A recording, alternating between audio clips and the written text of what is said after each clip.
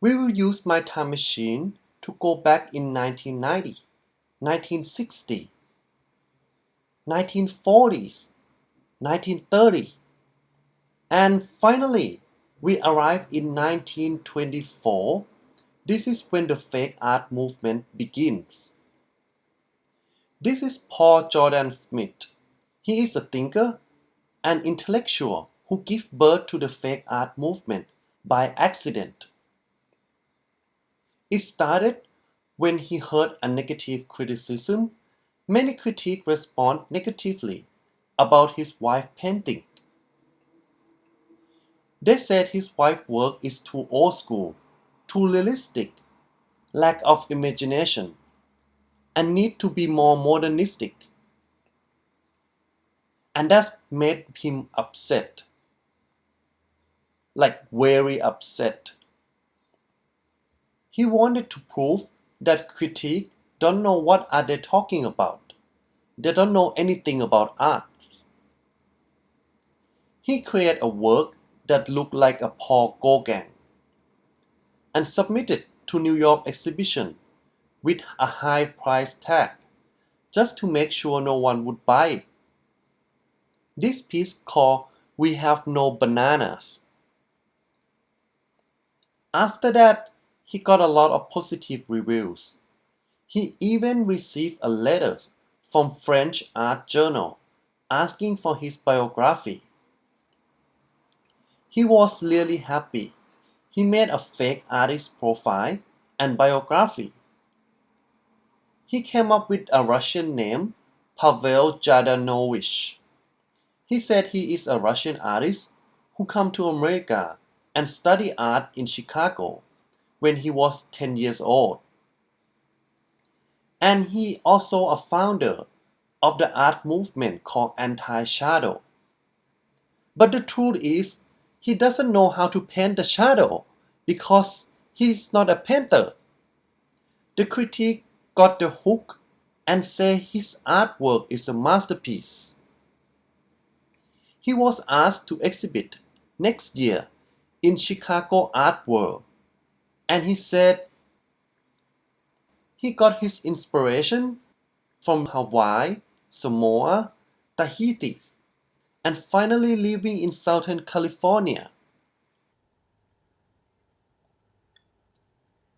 He combined his storytelling skill and writing skill together, which add another dimension to his work, and he became world famous painter. 5 years later, he decided to tell the truth to the world. He made a full confession on the front page of Los Angeles Times, slapping all the critics' face, and become a legendary artist. His work is recognized as the beginning of Dada movement, next to the legendary artists Marcel Duchamp and Man Ray. After that incident, there were many art movements that got inspired from Jordan Smith, but because our time is limited, I will help you break down each component of fake art movement, from the classic piece to high technology piece, so you can apply this method to your own practice. First element is sneak into museum. This is the most classic element of fake art that's still using until today. British artist Banksy used this technique many times in his work. He sneaked into museum without any permission.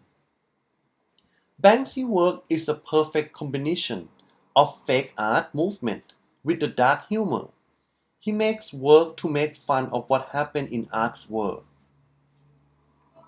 Banksy even sneaked into history museum and placed a fake artifact that make audience amazed about being real or fake.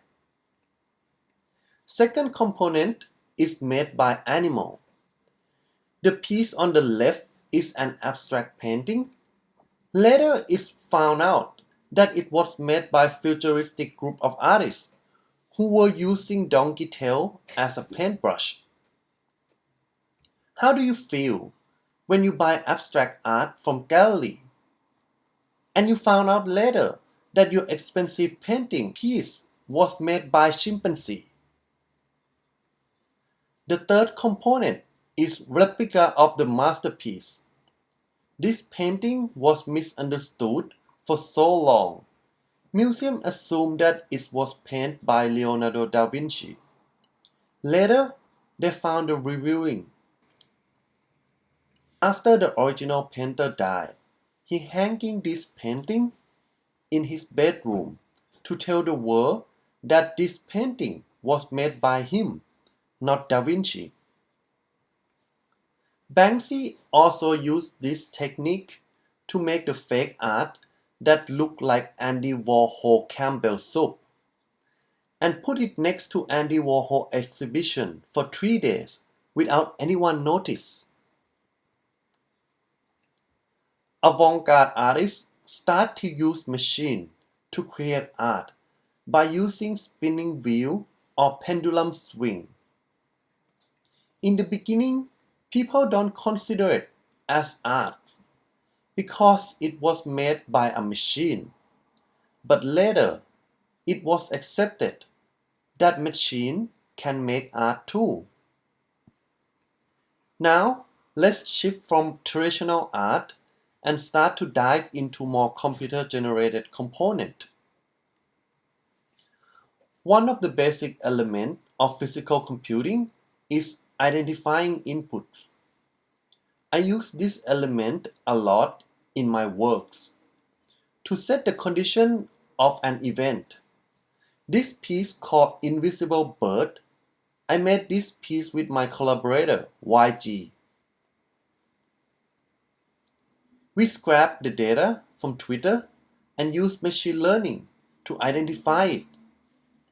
If people leave negative opinion about the topic, the projection appears on the birdcage.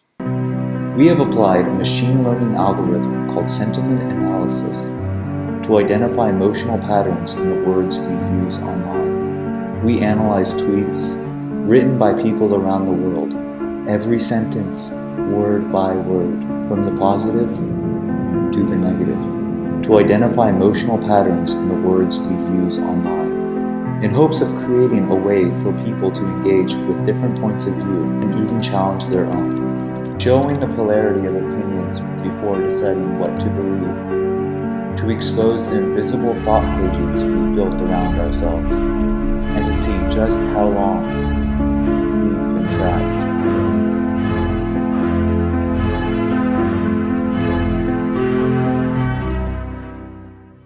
Another important component in programming is repetition. After I identify something, I add another layer by setting a condition. If the condition remains true or false, your machine starts to run by itself. This piece called Cookie Alarm, I made this piece with alizarin. We talk about data surveillance by setting up a simple condition.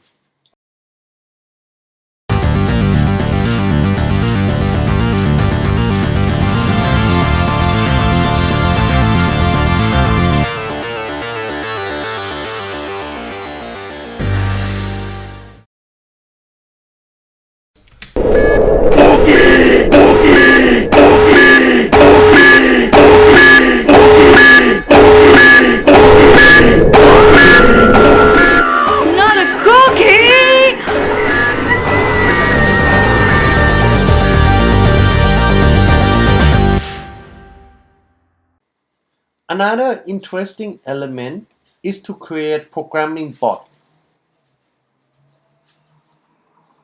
As you can see, this graffiti bot repeating the same command over and over. Alan Turing started to investigate this topic by asking a really simple question. Can machine talk like human? Turing test is an example to challenge human ability to spot the difference between machine and human.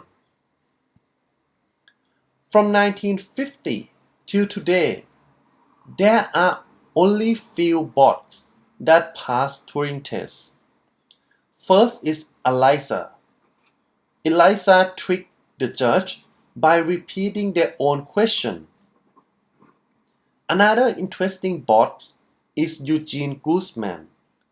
He pretends to be Ukrainian boy who has grammatical error and lack of general knowledge in order to trick the judge. And the judge assumes that he's like Ukrainian boy who don't have much knowledge. And Nick Tanich, he want to be another one who challenged the Turing test. And this video is his thesis project, Artifice.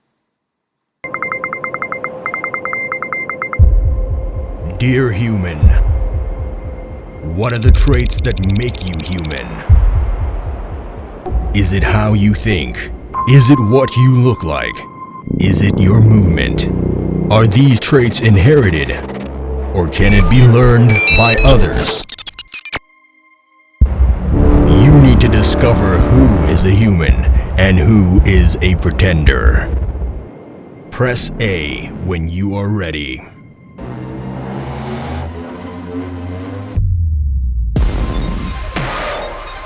Identification correct.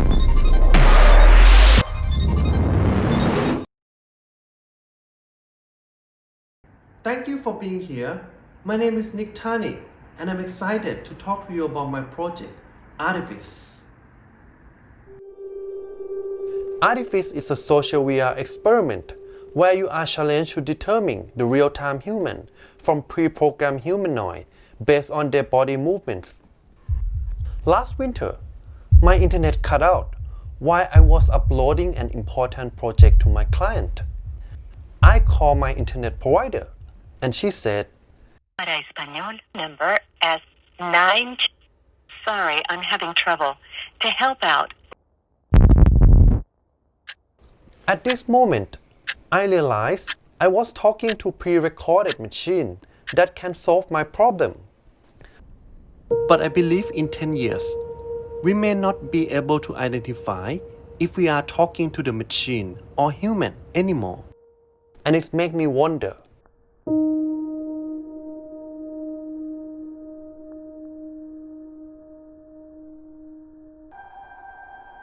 Then I start to imagine about possibility of Turing test in virtual reality, but in a playful, twisted version that engage both the person in the headset and the audience. I start by building a simple prototype in Unity.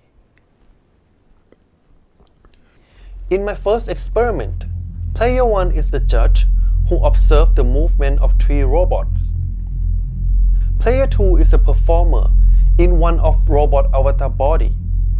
Their mission is to help each other identify player 2 as a human. I put it out on playtest and people found it interesting. I learned that sometimes people who have lived together for 5 years can't recognize each other in VR. And there was a couple who come back many times, try different action to get the correct answer together, and we become friends. I was excited to see strangers sharing the conversation and discovering more about each other. And you know who's the best observer? The answer is mom. Mom is always the best when she has to observe her children's behavior. When I was young, my dad told me, don't waste time playing games. But when I saw dad and his child have a good time together in VR, it made me feel so amazing as a creator. After the experiment, I received a large collection of feedback. I was curious to find out who they are and the reason behind their decision making. Also, how did they feel? And how can I develop a better experience? There is one answer stuck in my mind. She said artifice.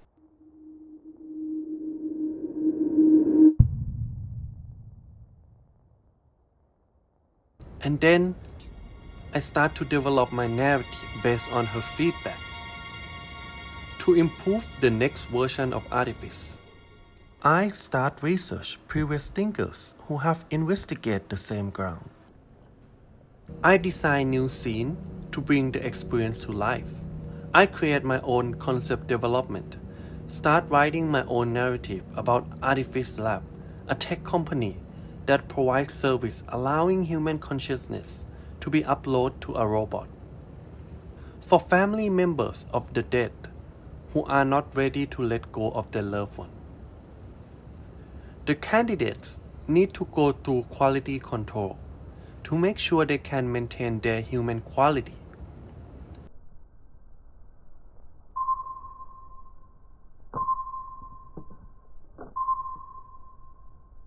I learned an important thing. Every hardware has limitation. Oculus Quest can capture only the position of the headset and 2 joysticks. So, I focus on capturing upper body and avoid lower body in Motion Capture Studio. And I also include some human subtleness and awkwardness to make it more human-like. I study inverse kinematic CCD algorithm to calculate the rotation angle and simulate the correct position of body movement. I record the movement from previous audience to bring them back to the game, so new player can interact with the people who played before. Then I start my second playtest. This time, I try something different. I put them into the separate room. Alright. Welcome to Artifice.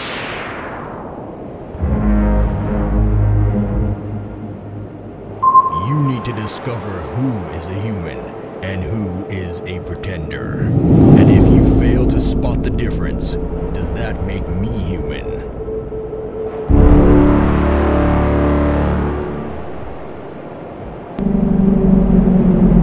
At Artifice Lab, we have been training our robots based on human movement. One is a real human, the other one is computer generated. We hope that you find out which one is human. Let the artifice begin. Get ready. 3, 2, 1, go.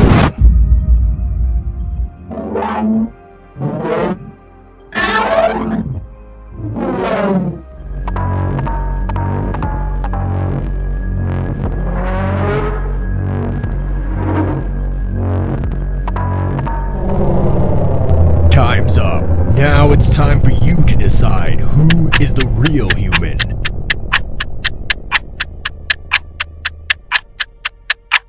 You selected robot number 2. Processing your answer. Your data will be recorded to find out who is the most human among all participants.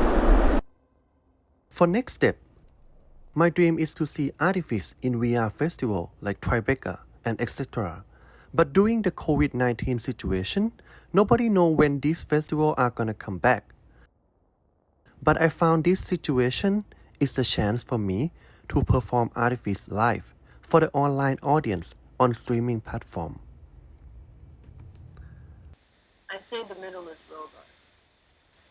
Number 2. Yeah, the one in the middle. In the beginning, I start my experiment about identifying human in VR, but it turned out that I found something more meaningful than just correct or incorrect answer.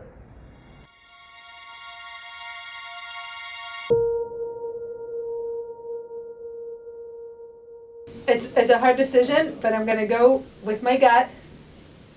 Number 1. Yeah. I knew it!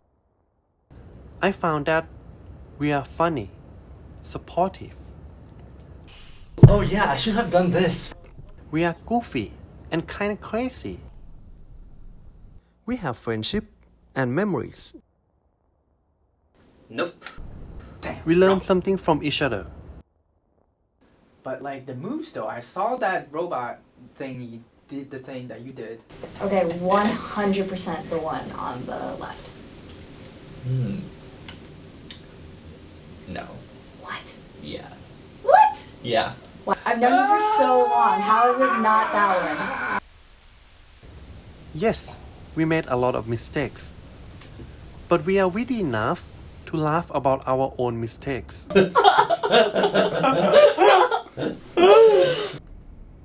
We are not perfect, but our imperfection is real and unique, and that's what makes us human. Thank you.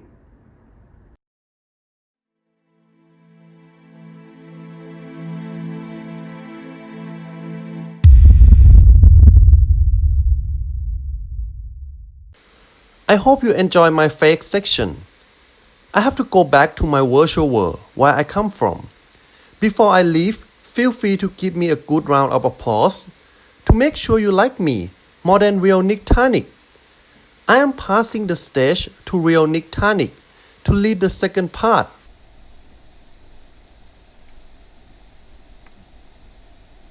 Can you run it better than me?